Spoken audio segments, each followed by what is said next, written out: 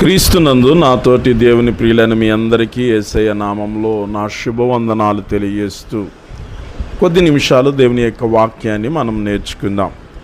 యథార్థ హృదయము కలిగి ఉందాం. దేవుని యొక్క వాక్యం ఈ విధంగా చెప్తూ ఉంది.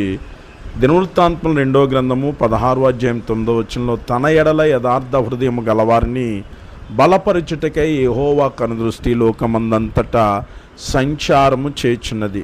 దేవుడు సృష్టించిన సృష్టిలో మానవునికి మాత్రమే యథార్థ హృదయంతో నడిచేటువంటి కృపను దేవుడు ఇచ్చాడు. యథార్థత అనేది హృదయంలో ఉంటుంది. దానిని దేవుడు మాత్రమే గ్రహించగలిగినటువంటి గొప్ప కృప దేవునికి ఉంది.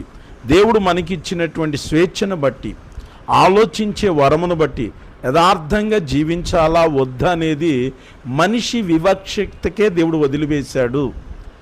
పైకి మంచిగా కనబడే వారి హృదయంలో యథార్థత ఉండకపోవచ్చు.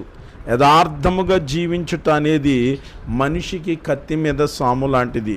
ఈ లోకములో యథార్థముగా నీతిగా జీవించడం అనేది ఎన్నో సమస్యలు ఎదురవుతూ ఉంటాయి. ఈ పాపపు ప్రపంచం యథార్థతను అంగీకరించదు.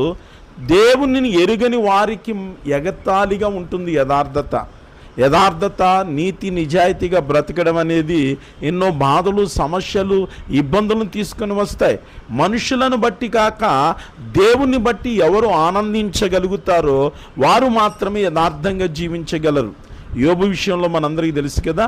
యోబు భార్య అంటుంది, ఇంకెంతకాలం యథార్థత విడవకుండా ఉంటావు?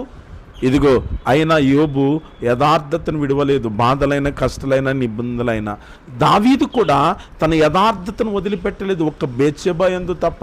అలాగే లోతు కూడా సొదొమ ప్రజల యొక్క పాపపు స్థితిలో అతడు యథార్థత కలిగినట్లు పేతురు తన భక్త కోటికి రాసిన 2వ పత్రిక 2వ అధ్యాయము 7-8 వచనాల్లో వివరిస్తూ ఉన్నాడు. కాబట్టి మన జీవితంలో ఎంత యథార్థత కలిగి ఉంటే, యేసేపు కూడా తన జీవితంలో యథార్థతను కలిగి ఉండబట్టే దేవుని ప్రణాళిక నెరవేరింది, ఒక ఉన్నతమైన ఆశీర్వాదం పొందగలిగాడు. అందుకని వాక్యం ఈ విధంగా చెప్తూ ఉంది, యథార్థముగా ప్రవర్తించు వారికి ఏ మేలు దేవుడు చేయక మానవుడు. 84వ కీర్తన 11వ వచనం. కాబట్టి మనందరం యథార్థంగా జీవిద్దాం. దేవుని యందు నమ్మకం కలిగి ఆయన ఇచ్చే ఆశీర్వాదాన్ని పొందుదాం. ఈ కార్యక్రమం మీకు నచ్చినట్లయితే సబ్స్క్రైబ్ చేయండి, షేర్ చేయండి, లైక్ చేయండి. అదేవిధంగా సోమవారం నుండి కొరింథీ పత్రిక ధ్యానాలను మనం చేసుకుందాం.